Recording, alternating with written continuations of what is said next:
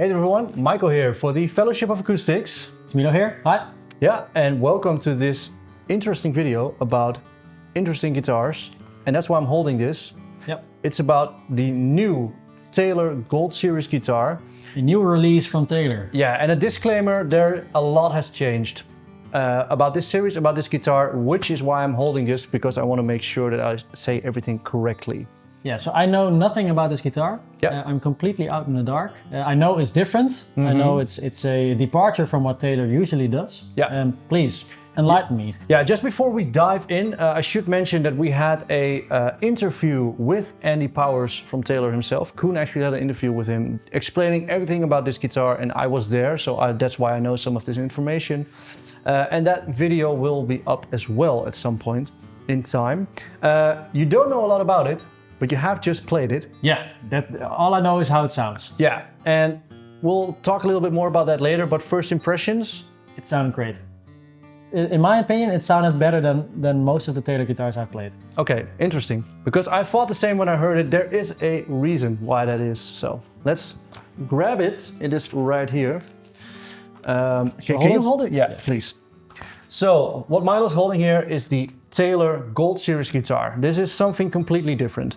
And why is it completely different? Think about, no, let me rephrase that. I think that you are all aware that Taylor is a different kind of animal in the acoustic guitar world. Yeah. When we talk about Martin guitar, Gibson guitar, they are all Fender guitars, whatever, being electrics, but that being aside, they are classics. They build traditional. And Taylor, when they came along in 1974, they wanted to do something different in that same market. Yeah. So they did, and they were successful, but they are very aware that they did something different. And Andy explained to us that while he loves what Taylor is, what they have become, he also always wanted to build something that was more traditional. And that is where the Gold Series guitar comes in. Yeah. So think about this from in the mind of Andy Powers. Andy Powers being, I want to build a flat top era guitar from the 1930s, but then the way that Taylor would do it.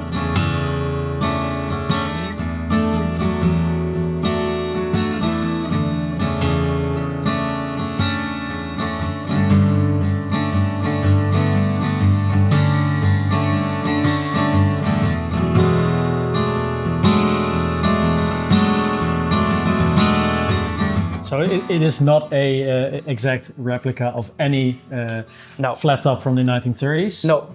But it does resemble it more than other Taylor guitars. You know, Taylor is always, like we say, all those brands that you mentioned, they are really traditional brands. They always focused on the old designs that they have produced forever. And Taylor always had their mindset on what's next. Exactly. What can we do? What else can we do? What can we invent? Always a modern approach to guitar building. Yeah, very forward thinking, which a lot of the guitar industry is not, especially in the acoustic guitar industry. No.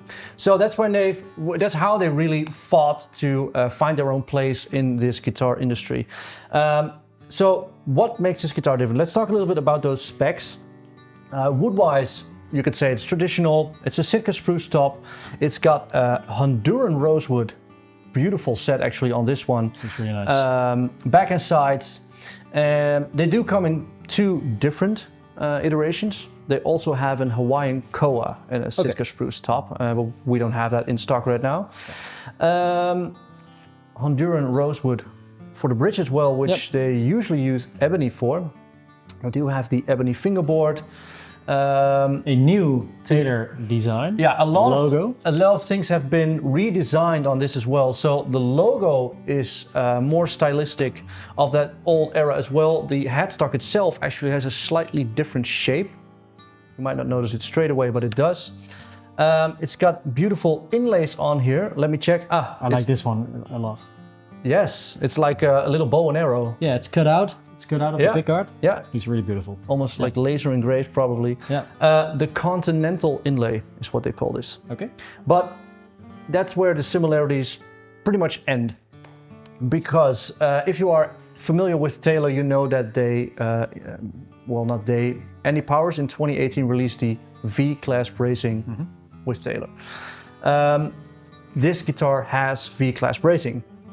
The traditional guitars usually have X bracing, scalloped X bracing, forward shifted, back shifted. So that's the big difference. It does have that Taylor recipe ingredient in there. Other than that, what Taylor usually has is their own pickup system. Yeah. With the little black Would be knobs. over here. Would be over here, which is not over here. As you And can see.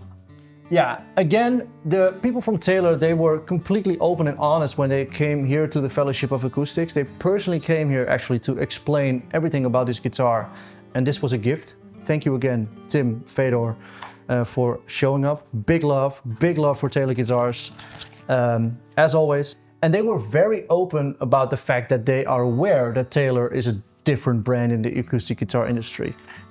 Regarding to that pickup system, they were also aware that they wanted to reach a broader audience. Yeah. So this does not have the Taylor system in it. It actually has a very other popular system, the LR Baggs Element VTC. Yeah, and we see this pickup on a lot of guitars in our store. Yeah. It's also a more traditional guitar pickup, piezo pickup. That also when you see those traditional models, the Dreadnoughts or the OMs or whatever, this is a pickup that gets installed a lot. And you don't see a lot of people installing a ES2 system into their vintage Dreadnought. Yeah.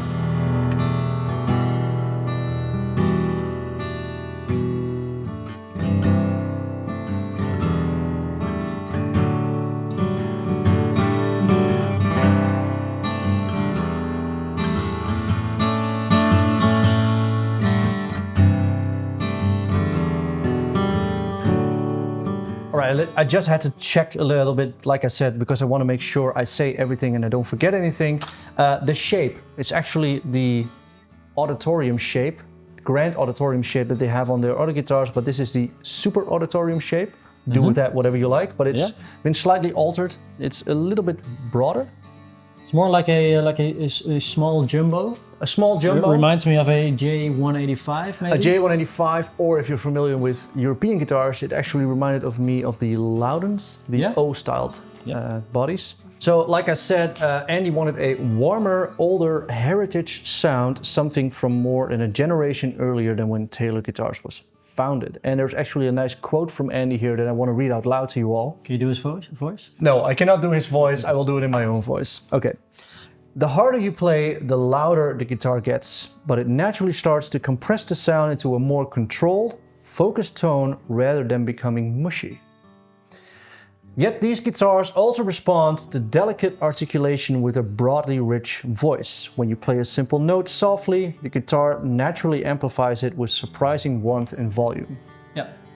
And honestly, when I just read this out loud, I had to think about you playing it a little while ago. Do you think that what Andy says translates to this guitar? Definitely, yeah. So what I noticed, a lot of the times Taylor guitars have this hi-fi quality to the top end. Yeah, I think that's the new age modern The new thing. age, yeah. And this is the opposite to that. So this has a really nice and warm mid-range as well, a beautiful bass response, less high end, but I think that's fine. Yeah, I really like that. I think there are a lot of players, the traditionists out there, who think that a Taylor is brittle, that they don't have the body that a Martin D28 would have. Yeah, maybe they do, but it's a completely different It's a completely beast. different animal. You have to look at it in a different way. Yeah.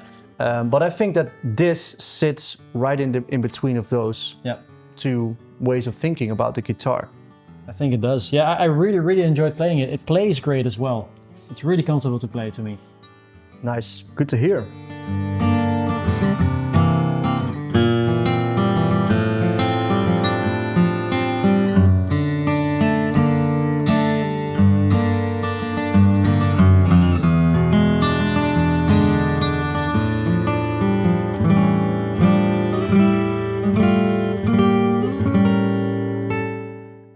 Finally, a little chapter about the neck. Because if you are familiar with Taylor and how they designed the neck, there was actually a thinking behind it that they wanted to make a neck reset very easy.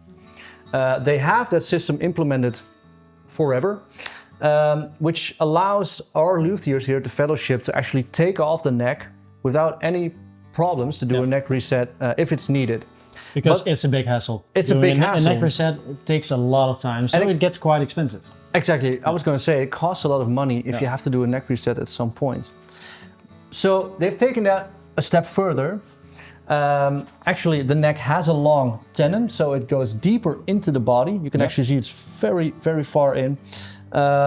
But what they've done, I can't show you this right now, but we'll make sure we have a little shot of that. There's a bolt in here that normally you have the truss rod to adjust the relief or the bow of the guitar. But they've actually made this bolt so that you can twist it and turn it to adjust the angle. That's really something spectacular, because that would resolve so many issues with so many guitars. Also in here, we always have to think about the neck angle, neck resets. How long does it still have with the saddle that's remaining? So if that works the way they say it, it's perfect. Yeah, it's really quite a simple idea, but it's really hard to implement. And honestly, it's the fact that Andy told me and Koen during the interview what it was for, because when I'm looking at this, it's so precision made. I couldn't honestly see that wasn't a possibility with this guitar, which is also a thing that Taylor does really well. They have a lot of people working there hands-on with them with their guitars, but they also develop a lot of precision made instruments to build all these guitars and to do little ingenious things like this. So finally, a few small details actually. The saddle is made of micarta. And that is? It's a synthetic material. Okay. The nut is made of tusk, which is more familiar. And well, this was surprising to me, like the bridge pins, those are bone. Okay. It's a choice, it's a mix and match. I think that they've tried all the possible iterations to find out what works best with this guitar. This is what they came up with. Bridge pins do a lot to the tone as well. They do, which is discussion for another time, but they do offer something. Yeah, but I personally have bone nuts on a lot of my guitars. Yeah. But Tusk is my second favorite, gotta be honest here. Other than that, very beautiful little details. It's got Honduran rosewood purfling around the edges as well. It's pretty. Yeah, so in here as well. Yeah. And the rosettes. Honestly, I think Taylor did a great job trying to actually reflect on themselves. What does our brand do? What do our guitars do? What do they sound like? And how can we maybe reach a broader audience by going slightly traditional, but not lose our Taylor identity? Yeah. And this is the happy marriage between all these ideologies. Completely agree. Like I said, it plays great. It sounds fantastic. I really enjoyed playing it. I think this will be a big success for Taylor. Yeah, I think so. You guys really knocked it out here. Thanks, Andy. So let us know what you think about this new Gold Series guitar from Taylor. We are very excited. Maybe you are as well. Let us know why. Hope so. Yeah. Let us know how you enjoyed the sound as well. I played 2 demos. We will include that in this video a couple of times. And I think that's it. We hope to see you for the next video. See you next time. Bye-bye. Bye-bye.